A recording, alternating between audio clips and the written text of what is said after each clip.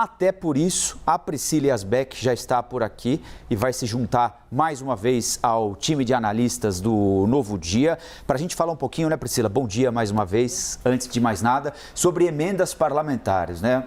Uma vez eu ouvi de um prefeito aqui de São Paulo o seguinte: olha, vocês demonizam emenda, né? Emenda é um instrumento legítimo de negociação entre o parlamento e o executivo, não é?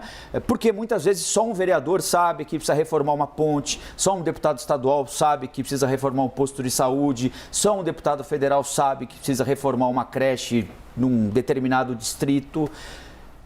Esse é um ponto. O outro ponto são essas emendas de relator que realmente nos dão argumentos por uma discussão um pouquinho mais séria. Então você vai explicar para a gente o que é emenda, quais são os tipos de emenda, quais são aquelas que já estão consagradas, a gente sabe quem pediu, quanto pagou, para onde foi e quais aquelas sobre as quais ninguém tem muito controle, né? Exatamente, Colombo. Sobre esse ponto, na semana passada a gente conversou com a professora Elida Graziani, que é muito especialista nesse assunto de emendas, e ela falou justamente isso. A essência da emenda não é ruim, até porque a emenda tem como princípio a equidade. Então ela seria distribuída de uma forma igualitária entre os parlamentares, justamente para que o governo não consiga ficar emplacando todas as suas pautas, usando as emendas ali como poder de barganha. Oposição, se é governista, tem de pagar, né? E é o que ela fala. Ela fala que as emendas deveriam ser usadas tanto para a situação quanto para a oposição, para serem usadas de uma forma igualitária, para representar, inclusive, as minorias ali dentro do Congresso. A gente vai mostrar, então, o que são essas emendas parlamentares, porque a gente fica falando aqui de emendas, dessa discussão de orçamento público, só para a gente colocar um pouquinho de esclarecimento aqui nessa questão. Então, a emenda parlamentar, a emenda, como o próprio nome diz, é uma alteração que é feita na lei orçamentária anual proposta por um deputado ou um senador. Para que serve? Para que os parlamentares, tanto deputados quanto senadores, mudem a destinação das despesas que estão previstas no orçamento. Lembrando que o PLOA, que é o projeto para o orçamento, ele é enviado ao Congresso, ele é aprovado no Congresso até o dia 31 de agosto, para que o orçamento ele seja, então, definido para o ano que vem, defina as verbas que vão ser usadas no ano seguinte. E aí, como que funciona? Então, os parlamentares, eles vão alterando o destino dessas despesas para realizar os gastos de interesse público em suas bases eleitorais. Quais tipos de gastos? Seriam obras, como, por exemplo, melhorias em estradas, em hospitais, equipamentos. E aí, nessa parte de equipamentos, isso ficou conhecido até por uma forma ruim por causa da questão do tratoraço, né? Então, sim, com os parlamentares ali usando as emendas para pagar tratores superfaturados. Então, mas, em tese, são gastos de interesse público que vão aí para as bases desses parlamentares. A gente tem mais uma arte que mostra, então, quais são os tipos de emendas. E aí, aqui a gente tem, Colombo, as emendas individuais, bancadas e de comissão. Essas são as que você falou, que são as emendas que a gente sabe quais são as destinações. Então, as emendas... E quem propõe também, né? Exato, e quem propõe. Então, essas emendas aqui, elas ficam muito mais claras. Então, as emendas individuais, elas vão individualmente para cada parlamentar, para o senador ou para o deputado, e elas têm um caráter impositivo. O que é essa palavrinha técnica impositivo? Elas têm um caráter obrigatório, elas têm que estar no orçamento. Isso desde 2015, foi aprovado em 2015 e passou a valer a partir do orçamento de 2016. Emendas de bancada, muito parecido, mas vão para as bancadas estaduais e elas também têm um caráter impositivo desde 2019 e passaram a valer no orçamento de 2020. E aqui a gente tem as emendas de comissão, daqui a pouquinho eu vou falar uma coisa importante sobre elas, são as verbas destinadas às comissões temáticas do Congresso, como comissões mistas ou comissões permanentes, e elas não são impositivas, não são obrigatórias. E aí, por fim, a gente chega numa última tela, que aí sim é o foco da nossa discussão nesse momento, que são as emendas de relator. Então, as emendas de relator, elas permitem que o relator geral do orçamento, que é a pessoa ali, o parlamentar, que define as diretrizes ali do orçamento, altere, faz o texto sobre o orçamento, altere ou inclua novas despesas. Ela foi recriada em 2019 e ela não é impositiva, não tem um caráter obrigatório. Quais são as questões importantes sobre a emenda de relator?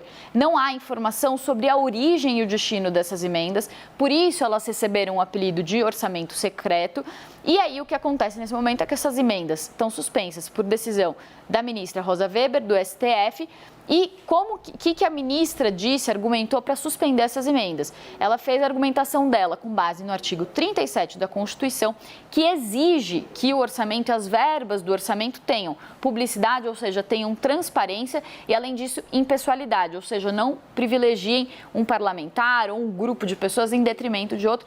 Só para finalizar, Colombo, quem me ajudou em toda essa apuração aqui foi o Leandro Maciel, que é doutor em Direito Financeiro pela USP. Ele participa de um grupo de orçamento público da USP e é muito conceituado aí nessa área de emendas parlamentares, entende tudo sobre o assunto. Obrigado, professor. Então aqui fica claro por que as emendas de relator receberam esse nome de orçamento secreto, né? Porque obviamente nem todas, aliás, quase nenhuma das emendas é proposta do próprio relator, né? São propostas que ele recebe, sabe-se lá de quem, inclui no orçamento, a gente não fica sabendo como, nem porquê, só sabe que gastou, né? E não sendo impositivo, o governo pode escolher para quem paga. Paga para quem o apoia e deixa de pagar para quem não o apoia. Exato. E agora, nessa discussão sobre PEC dos precatórios, como que a gente liga uma coisa na outra?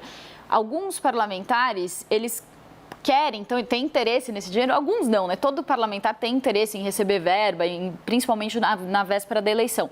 Mas, com essa verba secreta, sem saber qual que é a origem, qual que é o destino, o governo consegue barganhar mais com os parlamentares. Então, consegue destinar a verba para determinados parlamentares, inclusive da oposição, para que eles apoiem o projeto de interesse do governo. Nesse caso, a gente está falando da PEC dos precatórios. E aí, quais são alguns dos problemas principais que os especialistas apontam? Existe um empoderamento muito grande da figura do relator, existe uma falta de igualdade entre as emendas, então alguns partidos acabam recebendo mais e outros menos, porque justamente não tem essa transparência. E aí o que acontece é que o orçamento ele não cumpre a função republicana que ele deveria ter de direcionar os recursos para o que a população mais precisa. Ele vai direcionando os recursos de acordo com os interesses políticos, então o orçamento, a partir dessas regras aqui que não ficam claras, desse orçamento secreto, ele passa a servir como um instrumento para que o político consiga se reeleger.